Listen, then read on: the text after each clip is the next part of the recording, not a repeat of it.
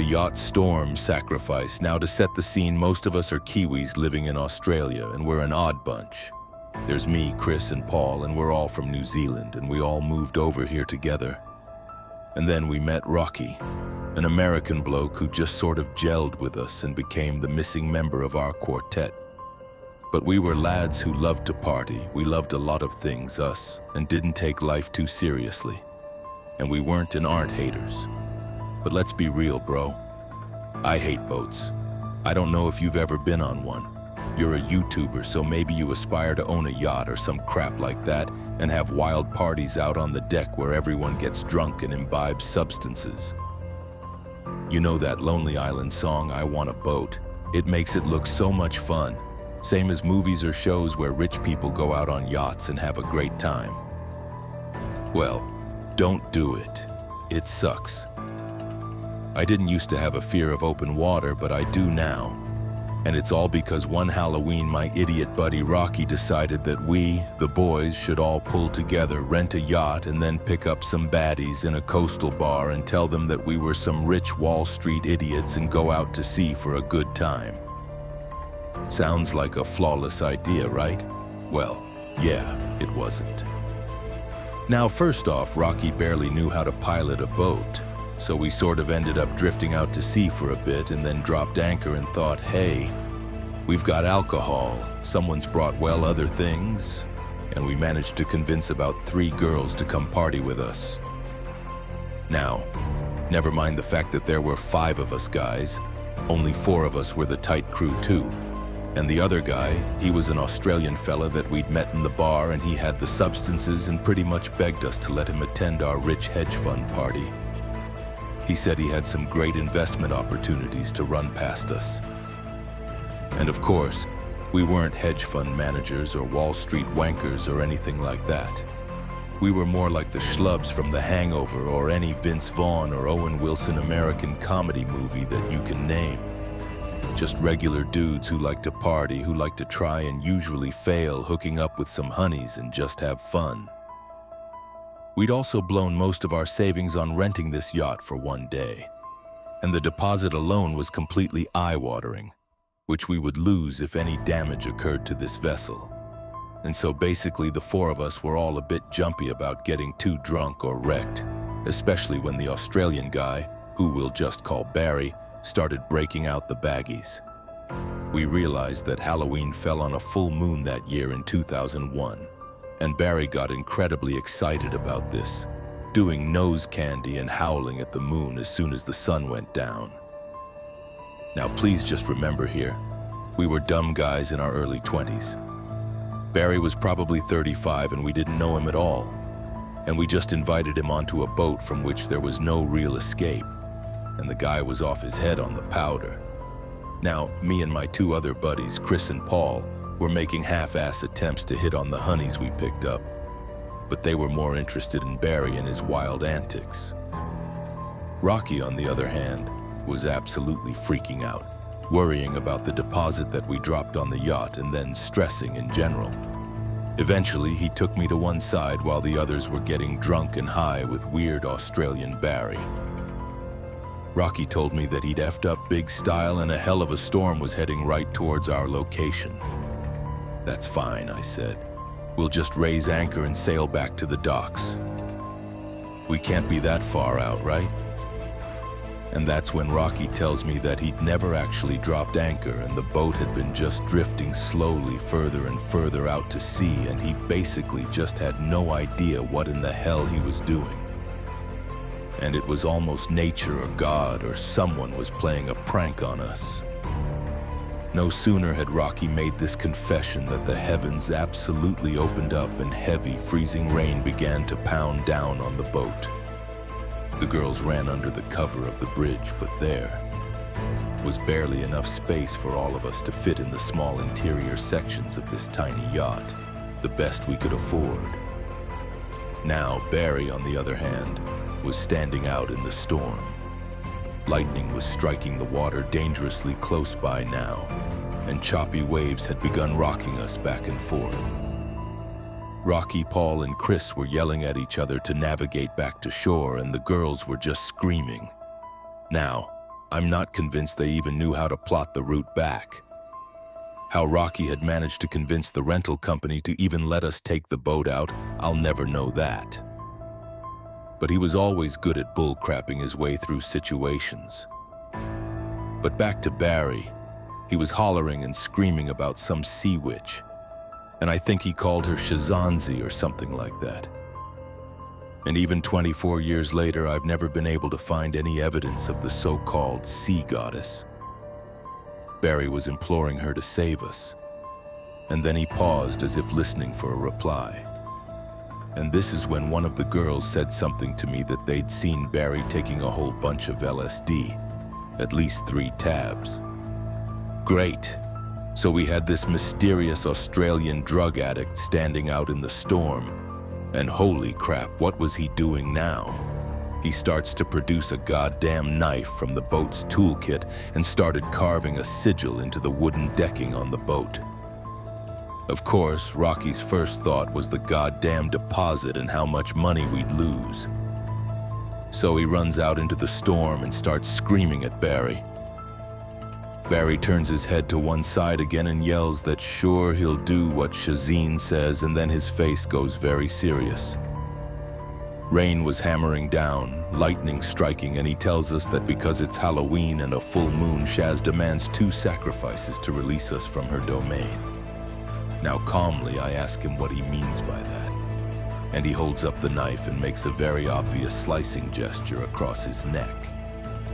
I tell him, "Hey buddy, don't hurt yourself," and he laughs and says, "It's not him that Shazine wants as a sacrifice." So I asked him who she wants, and he points to one of the chicks we brought with us. And then Rocky, the only guy who knows how to pilot the damn boat. So of course, I'm not about to let this high-as-heck Australian lunatic sacrifice any of us to his imaginary sea witch. But the storm is closing in, and Rocky's doing his best to navigate the choppy waters before any real danger occurs.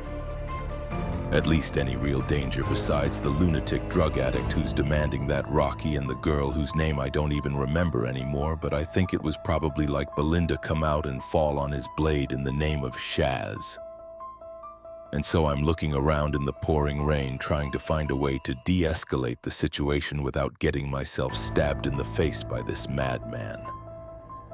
I spy a harpoon gun on the floor, but no, couldn't. I'm not shooting this guy with a spear and having that on my conscience. He's drunk and on an LSD trip. Doesn't deserve to die. He seemed like a solid bloke before the sea witch sacrifice crap.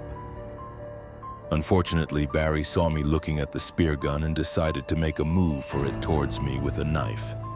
He said I wasn't the sacrifice Shaz wanted, but he wouldn't let me get in the way of saving the world from the storm that would consume us all. According to him, that's what was going on. This was the apocalypse, and it was on us all, and only the deaths of those 2 random people he just met would save the world. I.E. He was absolutely off his face on drugs. And you know when people are absolutely off their face on drugs, they like to talk at length. And boy did Barry talk. So much in fact that he didn't notice one of the chicks was sneaking around to the side of the boat towards Barry. And I remember her name was Christa because we dated for a while after this. But I think it was just a situationship because it didn't really last.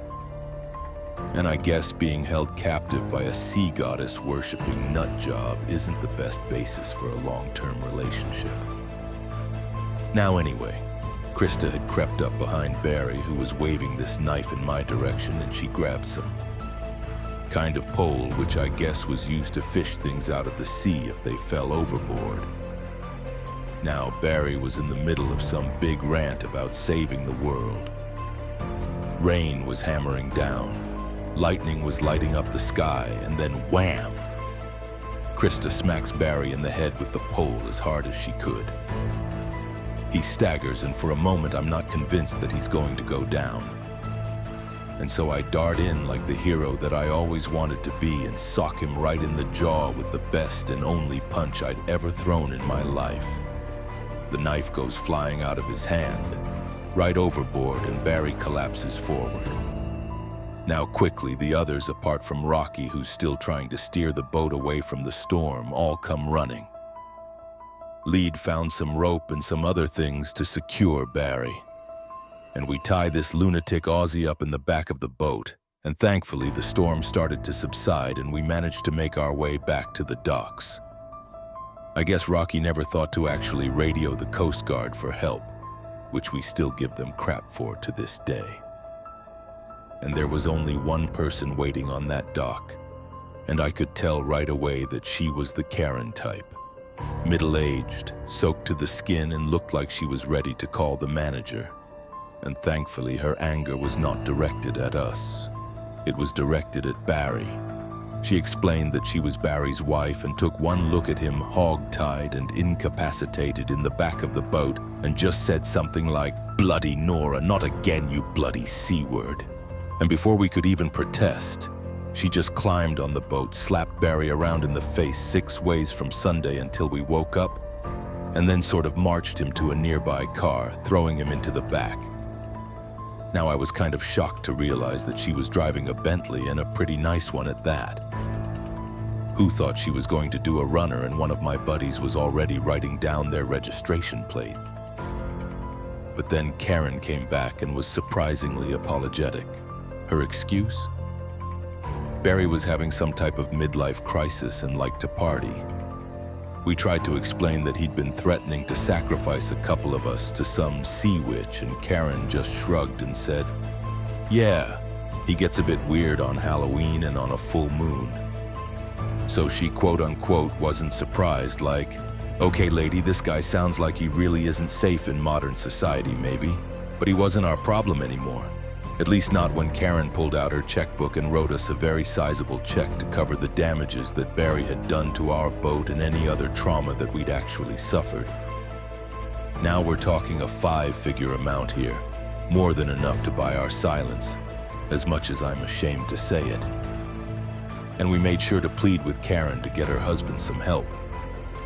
And she kind of implied that it was an uphill struggle, but they were trying. And then she said that maybe we could join them on their boat sometime because Barry's not normally like this, I guess. Well, I'd hope not. And she gave me her card, and while we never did take her up on the offer with no desire to ever see these weirdos again, I did look them up a few years later and realized that we'd been in the presence of a couple of very rich people. So in our quest to impress some hot chicks by pretending we were rich enough to own a boat, we discovered the reality of having the kind of money that turns you into someone like Barry. And after that, I've spent the next 20-odd years feeling perfectly happy that I'm just a lowly mechanic in a small Australian town. And the guys drifted apart, but sometimes we still message on Facebook and talk about the time we were almost sacrificed to an imaginary sea witch during a storm on Halloween. We barely even tell other people the story because it sounds so bat-crap crazy that we usually can't be bothered to even try convincing people it's true. But I figured, hey, I'm getting on in years, so I'll just post it to you. And maybe it'll serve as a cautionary tale for anyone else who randomly decides to rent a boat and sail into a storm during a full moon on Halloween night.